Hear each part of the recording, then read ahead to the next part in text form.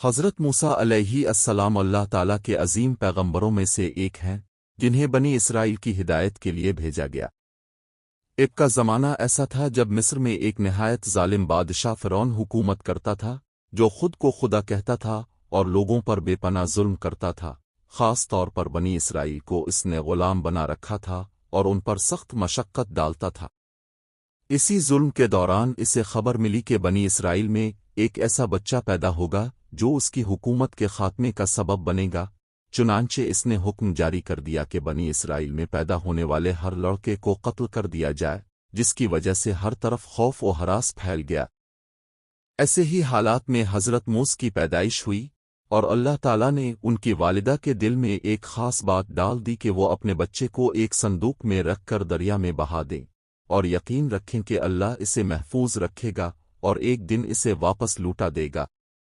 یہ اللہ کی قدرت کا عجیب نظام تھا کہ وہ صندوق بہتا ہوا سیدھا فرعون کے محل تک جا پہنچا، جہاں اس کی بیوی نے جب اس خوبصورت بچے کو دیکھا تو اس کے دل میں محبت پیدا ہو گئی، اور اس نے فرعون سے کہا کہ اسے قتل نہ کیا جائے بلکہ اسے اپنا بیٹا بنا لیا جائے۔ اس طرح حضرت موسیٰ اسی محل میں پرورش پانے لگے جہاں ان کے سب سے بڑے دشمن رہتے تھے، اور یہ اللہ کی حکمت تھی کہ اس نے اپنے نبی کو دشمن کے گھر میں ہی محفوظ رکھا۔ کچھ عرصے بعد اللہ نے ایسا انتظام کیا کہ حضرت موسیٰ اپنی حقیقی والدہ کے پاس واپس پہنچ گئے تاکہ وہ انہیں دودھ پلا سکیں۔ یوں ایک ماں کو اس کا بیٹا واپس ملا اور اللہ کا وعدہ سچ ثابت ہوا۔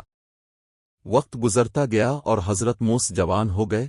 وہ نہایت بہادر، انصاف پسند اور حق گو انسان تھے۔ ایک دن انہوں نے دیکھا کہ ایک اسرائیلی شخص اور ایک قبطی شخص کے درمیان لڑائی ہو رہی ہے۔ انہوں نے ظلم کو روکنے کی نیت سے قبطی کو دھکا دیا مگر وہ مر گیا۔ یہ ایک غیر ارادی واقعہ تھا جس پر حضرت موسیٰ کو بہت افسوس ہوا اور انہوں نے فوراً اللہ سے معافی مانگی، مگر اس واقعے کی خبر پھیل گئی اور فرعون کے دربار میں ان کے خلاف کارروائی کا فیصلہ کیا گیا۔ چنانچہ حضرت موسیٰ کو اپنی جان بچانے کے لیے مصر چھوڑنا پڑا اور وہ مدین کی طرف ہجرت کر گئے۔ مدین میں انہوں نے ایک کنویں پر دو خواتین کو دیکھا جو اپنے جانوروں کو پانی پا رہی تھیں۔ حضرت موسیٰ نے ان کی مدد کی اور پانی نکال کر دیا۔ ان کے اس اچھے اخلاق سے متاثر ہو کر ان خواتین کے والد نے انہیں اپنے گھر بلایا اور کچھ عرصہ بعد اپنی ایک بیٹی کا نکاح حضرت موسیٰ سے کر دیا۔ یوں حضرت موسیٰ نے کئی سال مدین میں سکون کے ساتھ گزارے۔ ایک دن جب وہ اپنی بیوی کے ساتھ واپس مصر کی طرف سفر کر رہے تھے تو راستے میں انہوں نے ایک پہاڑ پر آگ دیکھی۔ یہ کنواں طور تھا۔